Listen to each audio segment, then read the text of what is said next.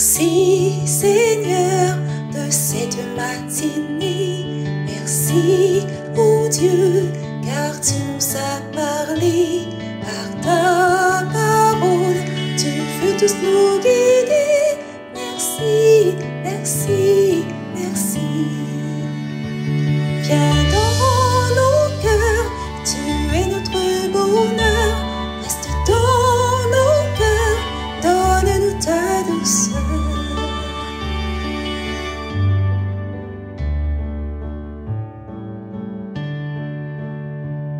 Merci Seigneur de cette belle journée. Merci Jésus pour ta fidélité. Oh mon berger, tu nous as protégés. Merci, merci, merci. Viens dans nos cœurs, tu es notre bonheur. Reste dans nos cœurs, donne-nous ta douceur.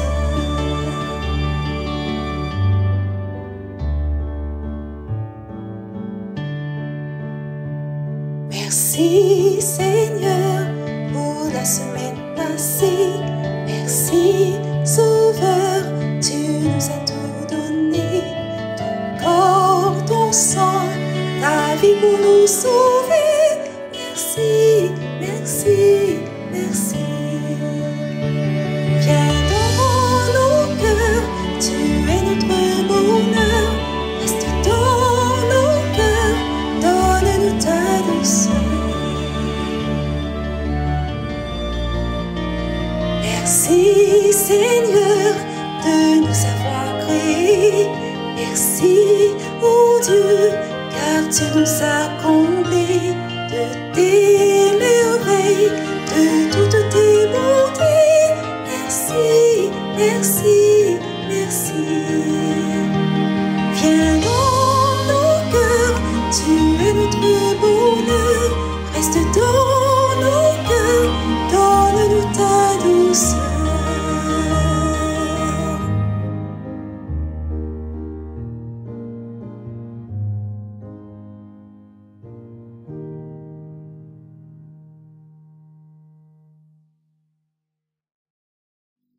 Bonjour les enfants, bon sabbat!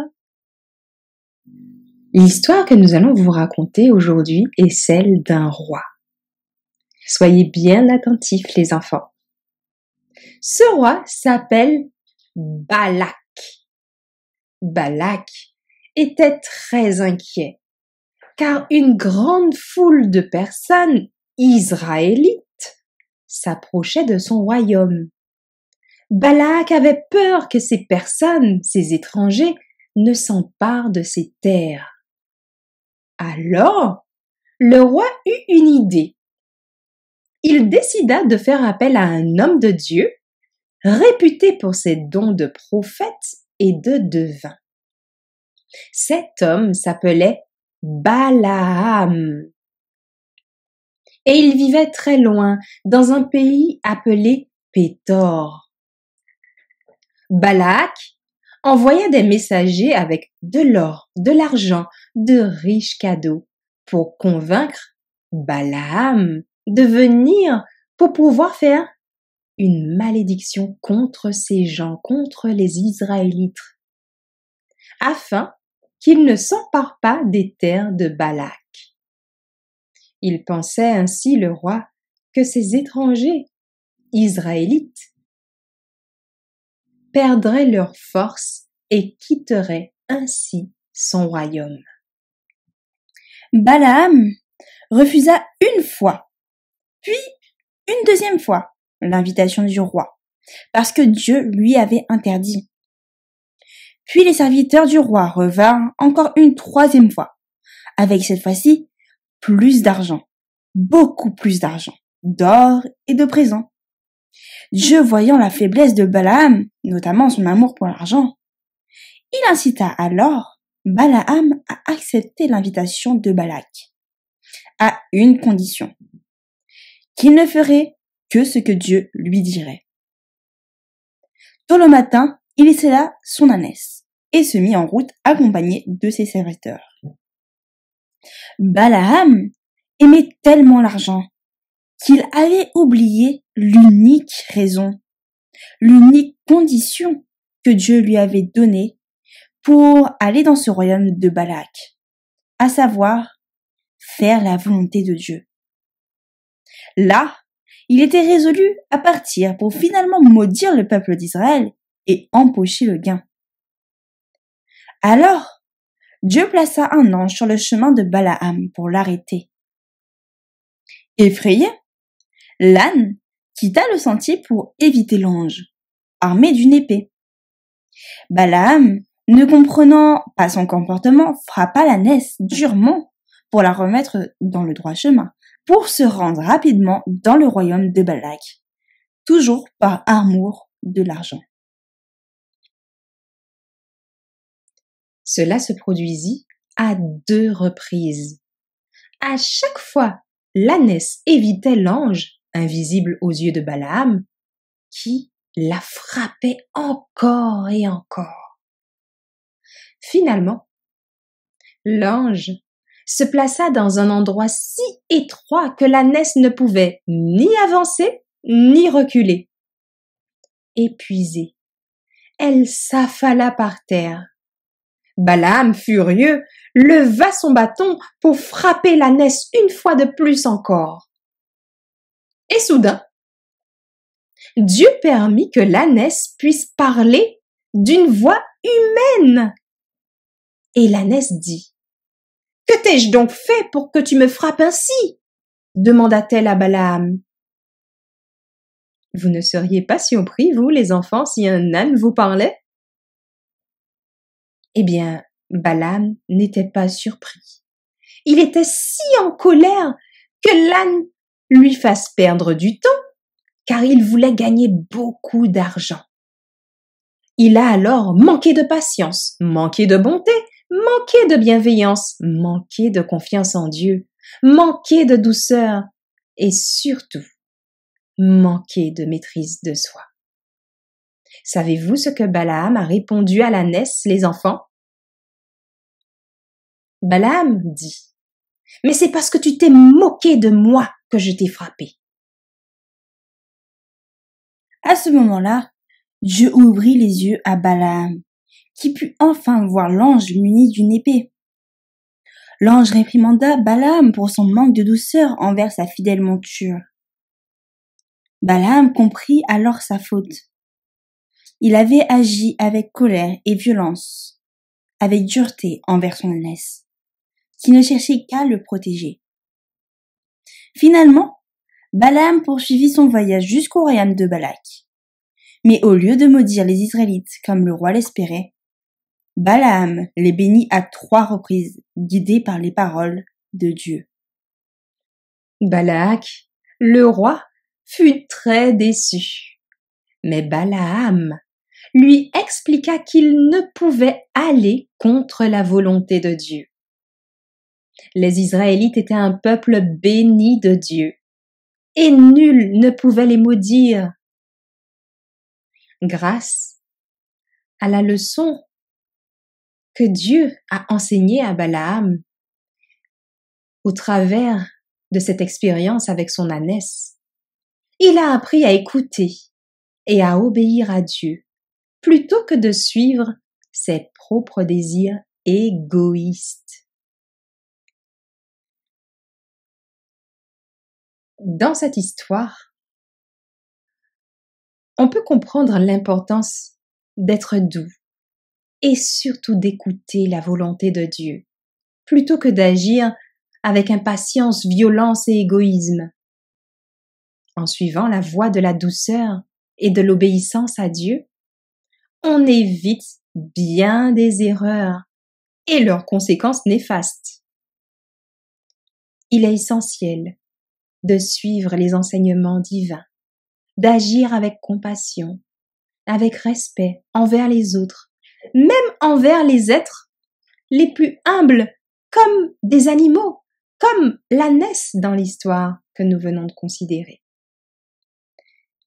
Il est important de traiter les animaux avec douceur et respect, car Dieu nous a confié la responsabilité de prendre soin d'eux. Quand les animaux souffrent, c'est à cause du péché de l'homme, et il est dans notre devoir d'essayer de les soulager. Maltraiter les animaux est lâche et cruel, et cela montre un esprit mauvais. Dieu voit tout ce que nous faisons, même quand personne d'autre ne regarde. Alors, nous devons agir avec amour envers toutes les créatures de Dieu. Retenons alors ce verset à mémoriser, en Galates 5, versets 22 et 23. Mais le fruit de l'esprit est amour, joie, paix, patience, bonté, bienveillance, foi, douceur, maîtrise de soi. Répétons-le ensemble, les enfants. Mais le fruit de l'esprit est amour, joie, paix, patience, bonté, bienveillance, foi, douceur, maîtrise de soi. Amen. Prions ensemble, les enfants.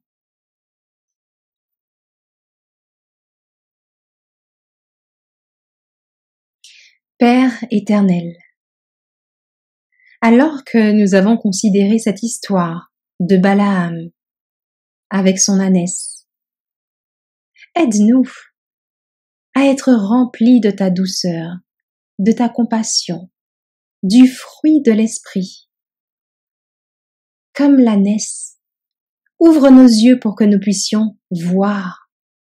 Aide-nous à être attentifs à ta voix, même lorsqu'elle se manifeste de manière inattendue. Que ta douceur nous guide dans nos pensées, dans nos paroles, dans nos actes, afin que nous soyons des instruments de ton amour. Sois également avec nous pour le moment d'étude qui va suivre. Au nom de Jésus. Amen.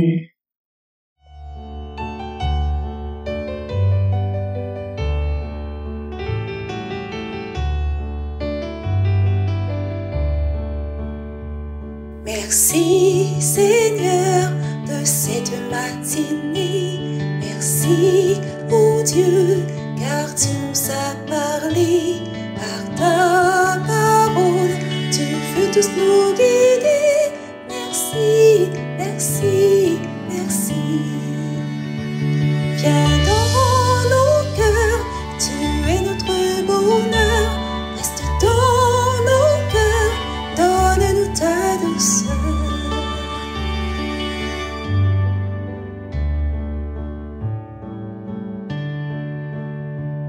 Merci Seigneur de cette belle journée. Merci Jésus pour ta fidélité. Ô bon berger, tu nous as protégés. Merci, merci, merci.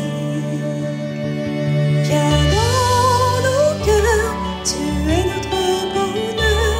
Reste dans nos cœurs, donne-nous ta douceur.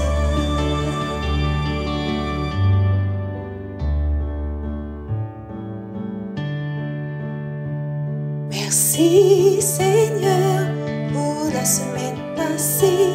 Merci Sauveur, tu nous as tout donné. Ton corps, ton sang, ta vie pour nous sauver. Merci, merci, merci. Viens dans nos cœurs, tu es notre bonheur. Reste dans nos cœurs, donne-nous ta douceur. Merci Seigneur de nous avoir créés. Merci, oh Dieu, car tu nous as comblés de tes merveilles, de toutes tes bontés. Merci, merci, merci. Viens